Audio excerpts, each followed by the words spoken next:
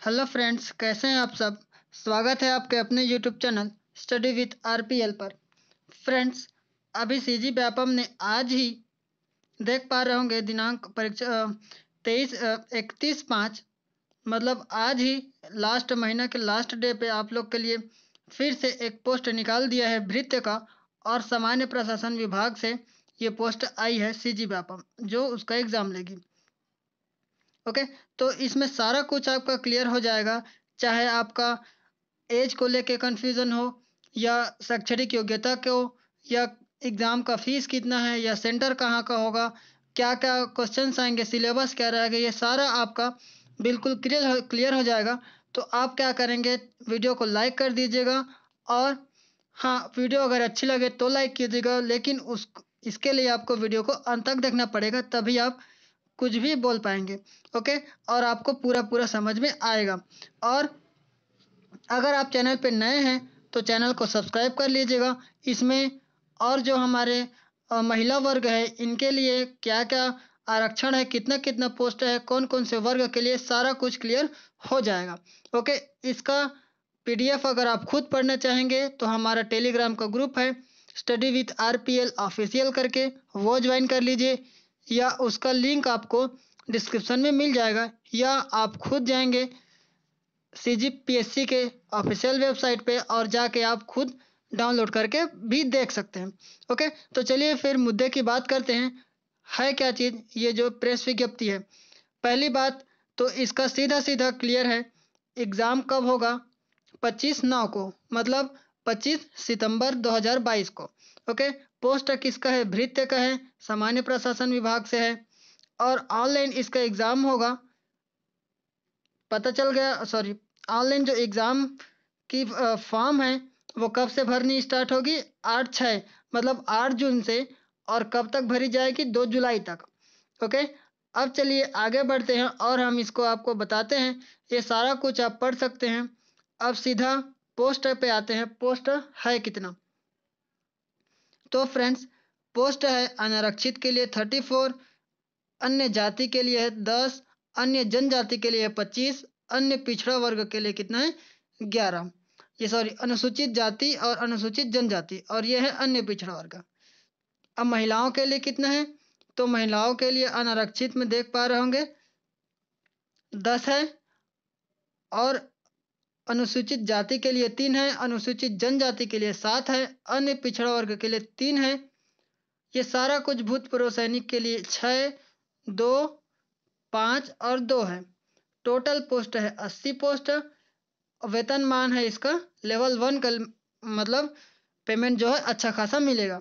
Okay, अब चलिए देखते हैं। और जो आप लोग के लिए जो इम्पोर्टेंट है वो बातें आपको बता दूं। लेवल 1 का पेमेंट मिलेगा। चतुर्थ श्रेणी का पोस्ट है भृत्य या चपरासी बोलते हैं। ओके, और जो स्टाइपेंड है वो कैसे कैसे मिलेगा वो भी आपको बताएंगे। प्रथम वर्ष में कितने मिलेगा? 70%, फिर 80%, फिर 90%। ओके, और समय समय पर जो भत्ते हैं, स्टाइपेंड है, वो अलग से मिलते रहेगी जैसे जो मिलती है। ओके, अब आप लोग के माइंड में सबसे बड़ी बात चल रही होगी, आवश्यक जो न्यूनतम शैक्षणिक अर्हता है या शैक्षणिक योग्यता है वो कितनी है, तो वो भी हम आपको बता दें। इसका जो योग्यता है, शैक्षणिक योग्यता कितना है? 8वीं पास होना है, और साइकिल चलाने आपको आना चाहिए। शुद्ध लेखन की परीक्षा, इसका क्या मतलब है? तो शुद्ध लेखन मतलब आपका जो करेक्शन, राइटिंग करेक्शन है, या फिर आपको बिना देखे लिखने में कोई गलती तो नहीं होता है, आप सही सही लिखते हैं, इसकी आपकी परीक्षा होगी, जिसे हम इमला भी बोलते हैं। ओके, तो ये सब रहेगी। बाकी और आपको जो भी कन्फ्यूज़न रहेगा, आप नीचे कमेंट बॉक्स में जाके हमें बिल्कुल पूछ सकते हैं, उसका रिप्लाई आपको तुरंत ही मिल जाएगा। और ये सब होने के साथ साथ ही आपको सारा कुछ पढ़ लेना है, और खुद से ही ऑनलाइन आवेदन करने के पूर्व सारी जो अंतिम तिथि है, कब तक है, ये सारा कुछ आप देख लीजिए, वैसे मैंने बता दिया है। और मेन मेन चीज़, आपका जो रोजगार कार्यालय में जो रजिस्ट्रेशन होता है वो उसका डेट ख़त्म नहीं होना चाहिए, नहीं हुआ रहे। और वो जीवंत पंजीयन हो या फिर जीवित पंजीयन हो। जीवित पंजीयन से वही है, उसका डेट खत्म नहीं होना चाहिए। छत्तीसगढ़ का मूल निवासी हो, उसका आपके पास निवास प्रमाण पत्र होना चाहिए। आवेदन करते टाइम आपको कोई संलग्न नहीं करना है, ना उसमें अटैचमेंट नहीं करना है, अपलोड नहीं करना है। बस आपको उसमें जो ऑप्शंस आएंगे वो फिल कर देना है। अब बात आती है निर्धारित आयु सीमा। आपको आपका उम्र कितना होना चाहिए। तो ये आप देख पा रहे होंगे कि इसका जो आयु सीमा है, ये गणना होगा कहाँ से, 1 जनवरी 2022 से। अगर आप 18 वर्ष के हो गए हैं तो आप डाल सकते हैं, और मिनिमम है 18 वर्ष और मैक्सिमम है 35 वर्ष। ये किसके किसके लिए बोल रहे हैं, जो सामान्य वर्ग है उनके लिए।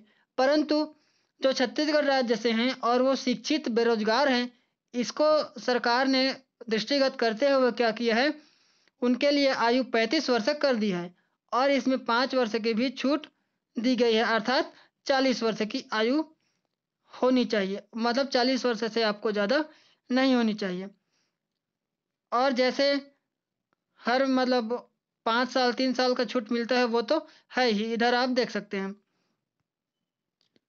अब चलते हैं कि जो एग्ज़ाम होगा वो एग्ज़ाम कैसे होगा, कितने मार्क्स से होगा, ये भी हम आपको बताते हैं। जैसे अभी आप स्क्रीन पे देख पा रहे होंगे, परीक्षा 2 चरणों में होगी।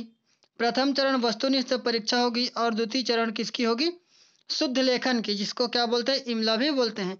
मतलब टोटल जो परीक्षा है वो 200 नंबर की होगी। और ये पहला जो क्वेश्चन, पहला प्रश्न होगा या फिर पहली जो वस्तुनिष्ठ प्रश्न होगा, वो होगा 150 नंबर का, और 150 क्वेश्चन होंगे। मतलब हर एक क्वेश्चन 1 नंबर का होगा। और उसके बाद शुद्ध लेखन या इमला होगा 50 नंबर का।